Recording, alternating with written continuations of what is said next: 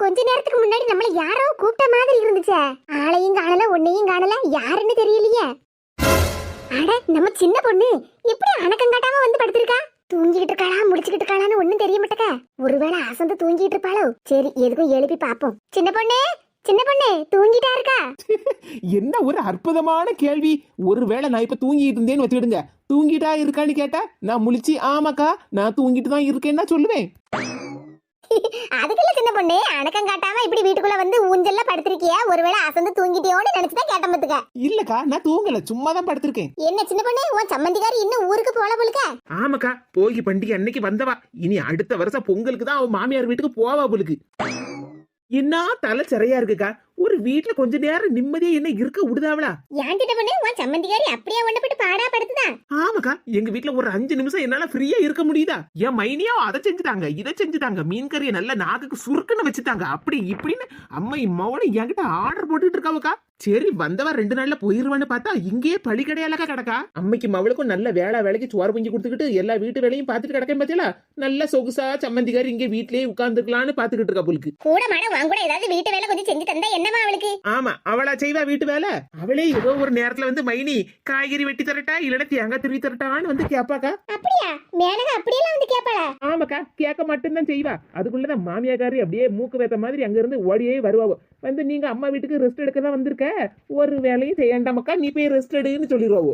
இவ தொல்லை இனிமேல் நம்மளால தாங்க முடியாது.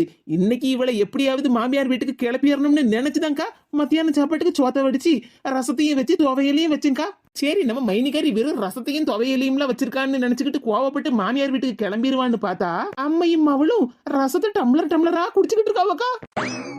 என்ன சின்ன பொண்ணு சொல்லுதா? அம்மையும் மவளும் ரசத்தை டம்ளரா குடிச்சிட்டு இருக்காவளா? ஆமாக்கா என்னத்த செய்ய, எல்லாம் ஏன் நேரம். ரசத்தை வச்சாலாவது சம்மந்திக்காரி மாமியார் வீட்டுக்கு கிளம்பிடுவான்னு பார்த்தா அம்மையும் அவளும் உட்கார்ந்து ரவுண்ட் கட்டி ரசத்தை குடிச்சுக்கிட்டு இருக்காவக்கா. நல்லா இருக்குன்னுகிட்டு. அட பாவமே. ஆமாக்கா நான் தான் கடைசியில பாவம். அதான் அங்க இருந்தா அம்மை மாவன் தொல்லை தாங்க முடியாது, இன்னும் வேற ஏதாவது செஞ்சு தாண்டி கேட்டுருவாங்களோன்னு நினைச்சுக்கிட்டு தான் உங்க வீட்டு பக்கமா வந்துட்டேன்.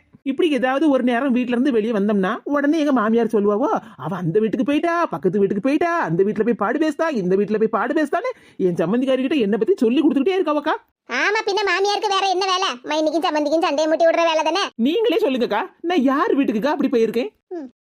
மத்தியானம் சாப்பிட்டுக்கிட்டு உங்க வீட்டுக்கு வருவேன், ஒரு 10 நிமிஷமா இல்லைன்னா அரை மணி நேரமா உட்காந்து பாடு பேசிக்கிட்டு அந்த ஆளு நேரம் கமலாக்கா வீட்டுக்கு போவேன். நான் கமலாக்கா வீட்டுல உட்காந்துக்கிட்டு ஒரு அரை மணி நேரம் பாடு பேசுவேன். அப்படியே சாயங்காலம் 4 மணி ஆயிருமா, அந்த ஆளு அந்த அக்கா காப்பியை போடுவாவோ, எனக்கு ஒரு கப்பு காப்பியை தருவாவோ, காப்பியை குடிச்சுக்கிட்டு அப்படியே நேரம் பக்கத்துல உள்ள கிரிஜாக்கா வீட்டுக்கு போவேன்.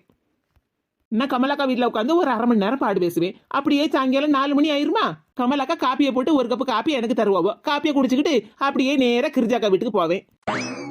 கிரிஜாக்கா வீட்டுல ஒரு 10 நிமிஷம் உட்காந்து பாடு பேசிக்கிட்டு அந்த சரோஜாக்கா வீட்டுக்கு போவேன். சரோஜாக்கா வீட்டுல வடை பச்சி போண்டா ஏதாவது செய்வாவோ, அதுல 2 தின்னுக்கிட்டு அந்த பக்கத்துல நம்ம கீதா வீட்டுக்கு போவேன். யார் வீட்டுக்கும் போக மாட்டேன்னு சொல்லிக்கிட்டு தெருவில் உள்ள எல்லார் வீட்டுக்கும்லாம் போயிட்டு வர. கீதா வீட்டுல இருந்துகிட்டு வந்த கதை போன கதை எல்லாத்தையும் பேசிக்கிட்டு அந்த ஒரு 7 மணிக்கானு எங்க வீட்டுக்கு போவேன். நீங்களே சொல்லுங்கக்கா, நான் யார் வீட்டுக்குக்கா போறேன்? நமக்கு வீடு உண்டு, நம்ம வீட்டு வேலை உண்டுன்னு நான் பாட்டுக்கு இருக்கேன். ஆனா எங்க மாமியாக்காரி என்ன வருத்து வரவ தெரியுமா? இவ ஒவ்வொரு வீடு வீடா போய் பாடு பேசுதா, அப்படி இப்படின்னு போட்டு கொடுத்துக்கிட்டு இருக்கவக்கா. நீங்களே சொல்லுங்கக்கா, எங்க மாமியாருக்கு கொஞ்சமாவது மனசாட்சி இருக்கான்னு? ஆமா இவ மாமியாருக்கு மனசாட்சியே இல்லதான். 2-3 வீட்டுல போய் பாடு பேசுதான் மட்டும்தான் சொல்லியிருக்காவோ. ஆனா இவ தெருவுல எல்லார் வீட்லயும் எல்லாம் போய் பாடு பேசிட்டு வர. காணாத குறைக்கி நான் எந்த வீட்டுலக்கா போய் சாப்பிடுவேன்? யார் வீட்லயும் ஒரு மடக்கு தண்ணி கூட நான் வாங்கி குடிக்க மாட்டேங்க்கா, உங்களுக்கே தெரியும்ல. அப்படி ஏதாவது வேணும்னா கூட உங்க வீட்டுலதான் வந்து வாங்குவேன். ஒரு கப்பு சீனியை தாங்க, ஒரு 2 கரண்டி காப்பி தூளை தாங்கன்னு கேட்பேன். அப்புறம் நம்ம கீதா வீட்டுல 2 முருங்கைக்காய் கடந்தா பறிச்சுக்கிடுவேன். அப்புறம் நம்ம சரோஜாக்கா வீட்டுல ஒரு கப்பு சாம்பார் தாங்கன்னு தருவாவோ. பாத்துக்கலக்கா நான் எங்க மாமியாருக்கு எப்படிப்பட்ட நல்ல மருமகளா இருக்கேன். ஆனா எங்க மாமியார் தாங்க என்னை பத்தி புரிஞ்சுக்கிடவே மாட்டேக்காவோ. இப்ப கூட பாத்தீங்களா, நான் வீட்டுக்குள்ள வரும்போது எங்க அடுக்கால பாத்திரம் உருட்டுற மாதிரி சத்தம் கேட்டுச்சு.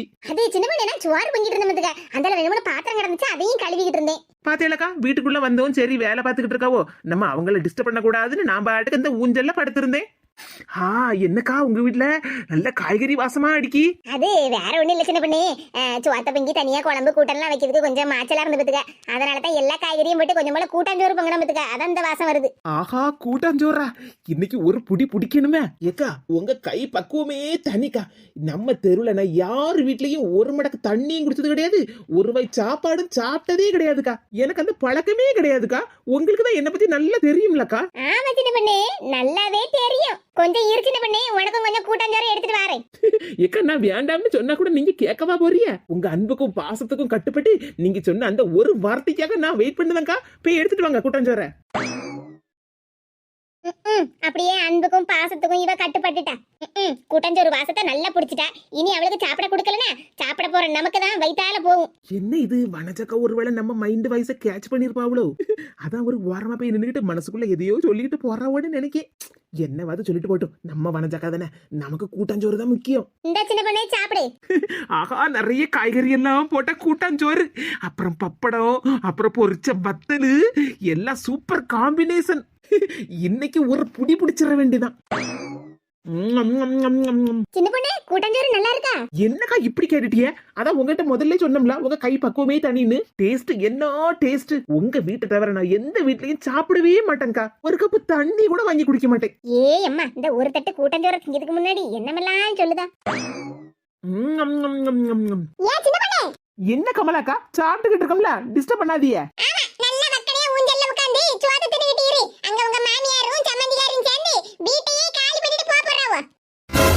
என்னக்கா சொல்லுதிய? என்ன கமலா சொல்லுதா? ஆமாக்கா, வீட்டு முன்னாடி ஒரு பெரிய டெம்போ வந்து நிக்கி. அவ சம்மந்தியார் என்னமோ சாக்கு மூட்டையெல்லாம் தூக்கி தூக்கி அடிக்கிட்டு இருக்கா. நானும் இவள ஒவ்வொரு வீட்டு விடா தேடிட்டு வரேன். கடைசில உங்க வீட்ல வந்து இருக்கா. ஏக்கா என்னக்கா கமலாக்கா இப்படி சொல்லுதாவோ? அதான் எனக்கு ஒண்ணும் புரியல சின்ன பொண்ணு. வா என்னன்னு போய் பாப்போம். சொந்த வீட்டையே மாமியாரும் சம்மந்தியும் சேர்ந்து காலி பண்ணுதாவளா? விறுவிறுன்னு சாக்கு மூட்டையை கொண்டு வண்டியில ஏத்துமக்கா. உன் மைனிகாரி வந்துட போறா. ஏம்மா சும்மா மைனிகாரிக்கு பயப்படாத. யாரு வந்தாலும் நான் சமாளிச்சிருவேன். யாரு வந்தாலும் சமாளிச்சிரலாம் டி. ஆனா உன் மைனிகாரி எல்லாம் சமாளிக்கணும். அவளுக்கு மட்டும் இந்த விஷயம் தெரிஞ்சின்னு வச்சிக்க, நம்ம கதை அவ்வளவுதான். சுவாலியே முடிச்சிருவா. அப்படி நமக்கா மெதுவா கொண்டுட்டு போய் வண்டியில ஏத்து. ஏ சின்ன பொண்ணு பாத்தியா, நான் சொன்னதெல்லாம் உண்மையா இல்லையானே? ஆமாக்கா, எங்க மாமியாரும் சம்மந்திகாரையும் சேர்ந்து வீட்டை எல்லாம் காலி பண்ணுற மாதிரி இருக்கு. எதே இல்லம்மா, இன்னும் சாக்கு முட்டைய வண்டியில ஏத்தல. இன்னும் 2 எட்டு நடந்தாலே போதும். எடி, நான் அத சொல்லல. கொஞ்சம் நிமிர்ந்து பாரு, உன் மைனிகாரி நிக்கா. ஆஹா, மைனிகாரி வந்துட்டாளே.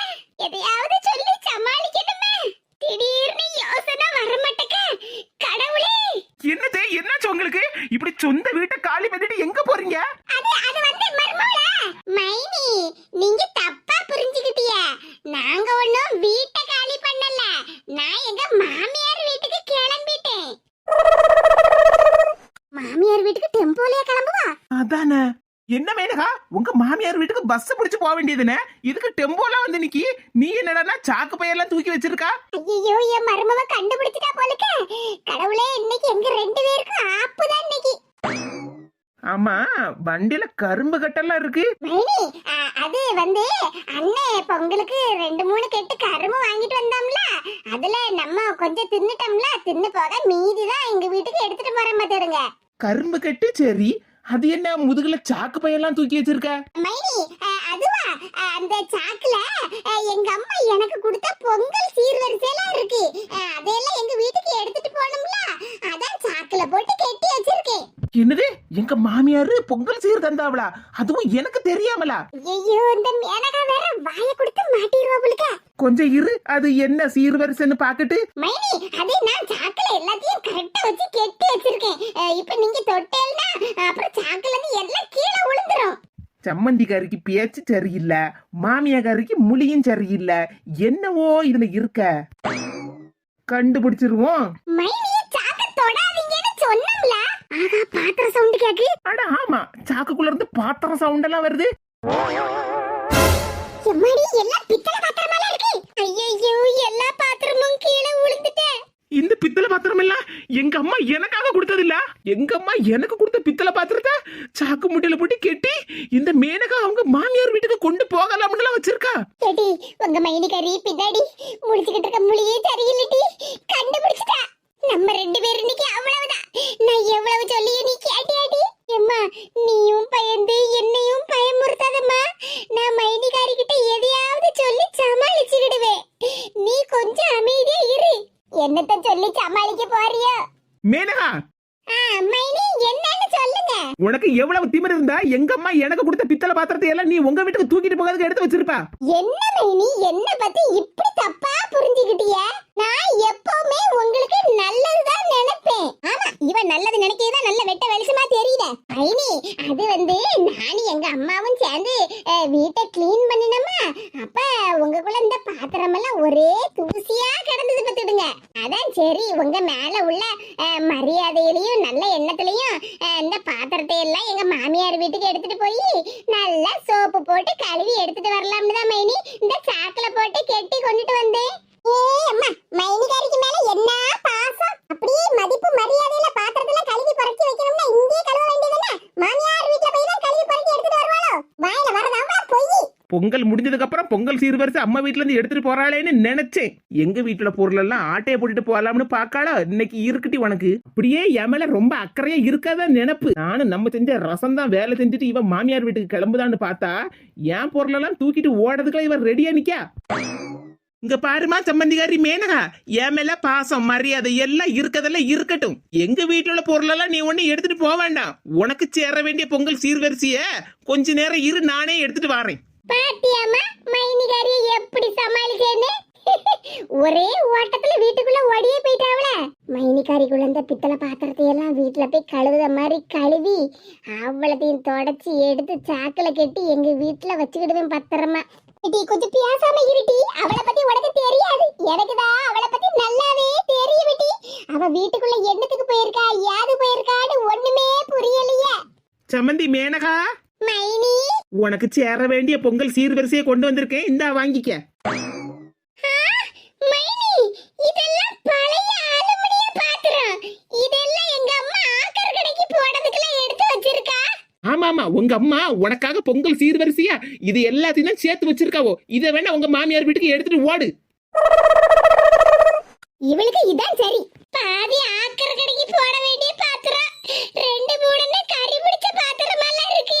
ஆமாமா, கறி பிடிச்ச பாத்திரத்தை எல்லாம் வீட்டுல வச்சு நல்லா கழுவி புறக்கி தொடச்சி வச்சுக்க. வேணும்னா உங்க அம்மாவையும் பொங்கல் சீர்வரிசையா உங்க வீட்டுக்கே கூட்டிட்டு போ. இதே உங்களை உங்க மகா வீட்டுக்கு பொங்கல் சீர்வரிசையா அனுப்பிட்டேன், போயிட்டு வாங்க.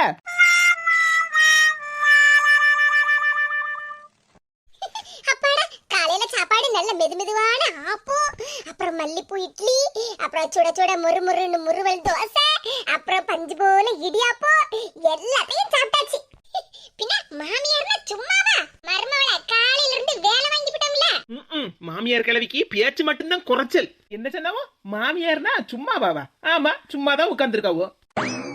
காலையில எந்திரிச்சதுல இருந்தே இட்லியாவி தோசையை ஊத்து இடியாப்பத்தை பண்ணு ஆப்பத்தை பண்ணுன்னு உயிரை வாங்கிட்டாவம்மா. சே, கொஞ்ச நேரமாவது ரெஸ்ட் எடுக்க விடுதாவளா? அவங்களுக்கு என்ன தேவையோ அதை மட்டும் தான் பாத்துக்கிட்டு இருக்காவோ. சரி, இவ்வளவு வேலை பாத்துக்கிட்டு இருக்காள, மரும கஷ்டப்படுவாளன்னு ஒரு நிமிஷமாவது நினைச்சு பார்த்தாவளா? நல்ல மூக்கு முட்டை தின்னுக்கிட்டு சோபால அழகா உட்கார்ந்துகிட்டு இருக்காவுல்ல. சாப்பிட்ட தட்டத்தை கழுவது கிடையாது, காப்பி குடிச்ச கப்ப கழுவது கிடையாது. கப்ப கழுவாண்டா, அந்த சிங்கிளையாவது எடுத்துக்கொண்டு போடலாம்ல. எங்க உட்காந்து காப்பி குடிக்காவளோ அங்கேயே வச்சிடுறது. இதுக்கெல்லாம் ஒரு நாளாவது முடிவு கட்டணும். முடிவு கட்டலன்னா நம்மள பைத்தியக்காரி ஆக்கி போடுவோம். நல்ல மூக்கு பிடிக்க சாப்பிட்டாச்சு, ஆனா ஏதோ ஒண்ணு குறையிற மாதிரி இருக்க. என்னவா இருக்கும்? காப்பி. நல்ல சாப்பிட்டாலும் சுட சுட ஒரு காப்பியை குடிச்சாதான் அந்த சாப்பிட்ட திருப்தி இருக்கும். காப்பி குடிக்கணும்னு ஆசைப்பட்டா உடனே காப்பியை குடிச்சிடணும். மர்மவளே, ஏன் மர்மவளே? ஏய் அப்பா, மூச்சுக்கு முன்னொரு நேரம் மர்மவளே மர்மவளேன்னு தான் கூப்பிட்டுக்கிட்டே இருக்காவோ. அப்படியே பாசத்துல கூப்பிடுற மாதிரிதான். காலையில நல்லா மூக்கு பிடிக்க சாப்பிட்டாச்சு, போய் படுத்து தூங்க வேண்டியதுன்னு. அப்படி இல்லன்னா பக்கத்து வீட்டுல யார் வீட்டுக்கையாவது போய் பாடு பேச போக வேண்டியதுன்னு. இப்ப என்ன வேலை நமக்கு வச்சிருக்காவளோ கடவுளே. ஏ எப்பா, நான் எங்கதான் போயிட போறேன், நான் வாரந்தே. இதே கூப்பிட்டியலா? ஆமா மர்மவளே, நீ எனக்கு காலையில வகை வகையா செஞ்சு தந்தல்ல, அதை எல்லாம் சாப்பிட்டு எனக்கு வயிறு நிறைஞ்சு போயிருக்கு. ஆமா, அப்படியே மாமியார் மேல பாசத்துல வகை வகையா செஞ்சு கொடுத்துட்டேன். செஞ்சு தந்தே ஆகணும்னு என்கிட்ட ஆர்டர்லாம் போட்டாவோ. எவ்வளவுதான் வயிறு நிறைய சாப்பிட்டாலும் எனக்கு சூட ஒரு கப் காப்பியை குடிச்சாதான் வயிறு நிறைஞ்ச மாதிரி இருக்கும் பாத்துக்க. அதனால போய் ஒரு சூட காப்பியை போட்டு கொண்டுட்டு வா மர்மவளே. அதான பார்த்தேன். சரிங்க தே. அதான் பார்த்தேன் மாட்டேன்னு என் மருமவ சொல்லிடுவாளாக்கும். இந்தாங்க தே, சூடா காப்பி இருக்கு, குடிங்க. ஏத்தே, காப்பி சூடா இருக்கு, கடகடான்னு உறிஞ்சு குடிச்சிடாதியோ, அப்புறம் வாய் பொத்துற போகுது. சரி மருமவளே, என் மருமவளுக்கு என் மேல என்ன பாசம். ஆமா பாசம் அதிகம்தான். வாய் பொத்து போயிட்டுனா அப்புறம் ஆஸ்பத்திரிக்கு நாளா கூட்டிக்கிட்டு அலையணும். காப்பிய உரியல கப்பு வாய்க்குள்ள பேரக்கூடாது. பரிமளா, ஏன் பரிமளா? எப்பாடா, பங்கஜம் பாட்டியோட ஆலய மணி அடிச்சாச்சு. ஏன் பரிமளம்னு எத்தனை நேரம் கூப்பிடுதாவோ, எங்க அத்தை காப்பி கப்புக்குள்ளே விழுந்துருவோ புழுக்க.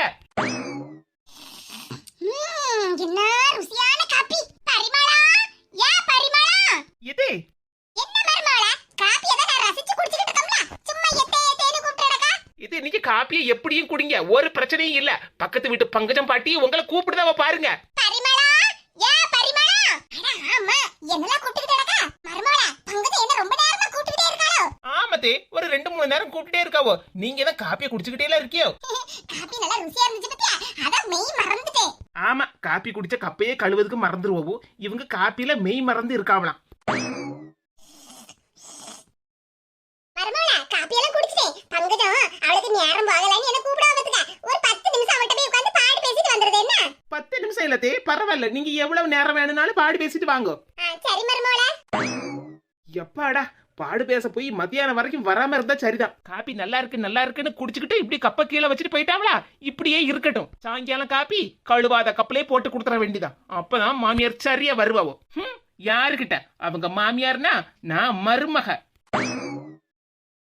பரிமளா, உன்னை எத்தனை நேரமா கூப்பிட்டுட்டு கிடந்தேன், காது கேட்காத மாதிரி வீட்டுக்குள்ளே இருந்துகிட்டியா?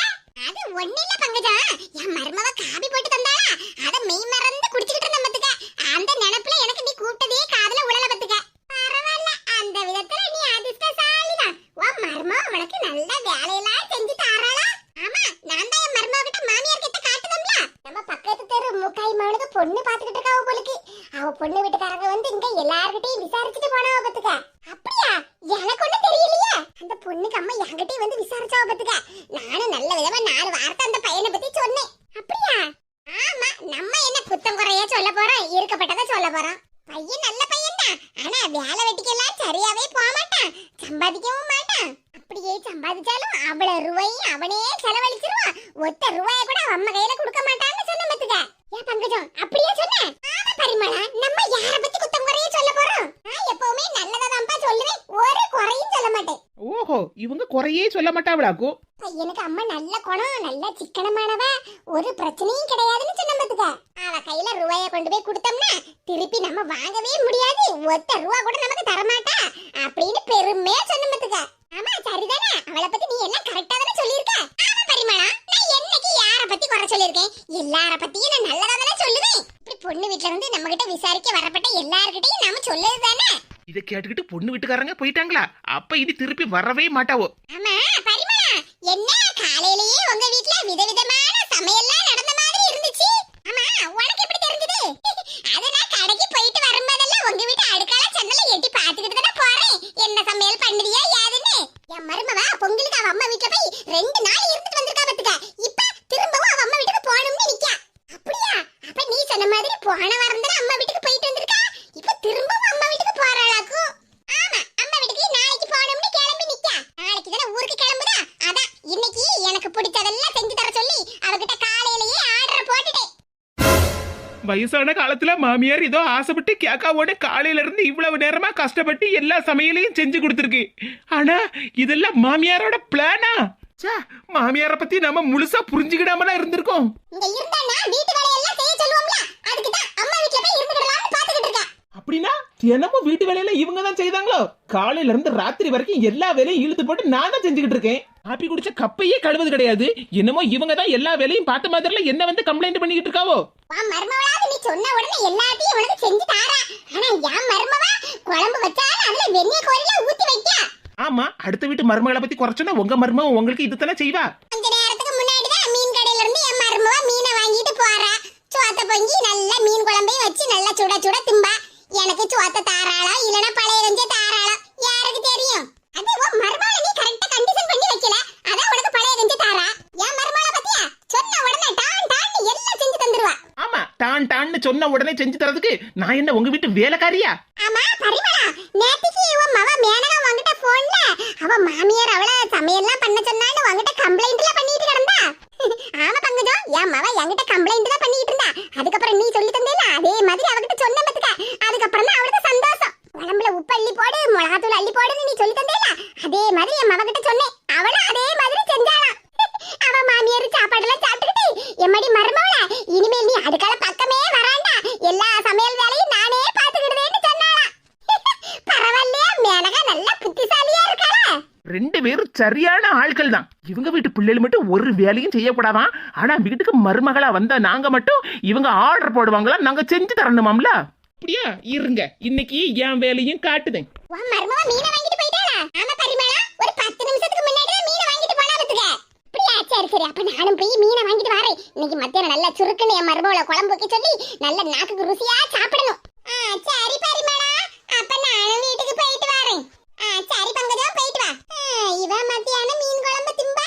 நாம உள்ளிய வச்சு கஞ்சி குடிக்க போறோமோ இல்லனா பச்சை மிளகா வச்சு கஞ்சியை குடிக்க போறோமோ ஒன்னும் தெரியல. மருமவளா, என்னதே கூப்பிட்டியலா? மருமவளா, நெத்திலி மீன் வாங்கி கொண்டு வந்து தந்தம்ல, என்ன செஞ்சு வச்சிருக்க? எத்தே சோறு வடிச்சு நெத்திலி மீன் குழம்பு வச்சிருக்கேன். என்ன மருமவளா, நெத்திலி மீனை குழம்பு வச்சிருக்கேன்னு சொல்லுதா? எனக்கு பிடிச்ச மாதிரி கொஞ்சம் ரசமும் அப்புறம் நெத்திலி மீன் அவியலே வச்சிருக்கலாம்ல. இப்படி எல்லாம் சொல்லுவீங்கன்னு எனக்கு தெரியும் தே. அதனால தான் நீங்க வாங்கிட்டு வந்த மீனை அப்படியே வச்சிருக்கேன். நீங்களே போய் உங்களுக்கு பிடிச்ச மாதிரி நெத்திலி மீன் அவியல் செஞ்சு சாப்பிடுங்க. என்ன மருமவளா, நானே செஞ்சு சாப்பிடணுமா? ஆமத்தே, நான் அப்புறம் ஏதாவது மாத்திக்கிட்டு செஞ்சு போடுவேன். அப்புறம் உங்களுக்கு பிடிக்காத மாதிரி ஆயிரும்ல. அதனால தான் உங்களுக்கு பிடிச்ச மாதிரி நீங்களே செஞ்சு சாப்பிடுங்க. போங்க. யாருகிட்ட? ஐயோ,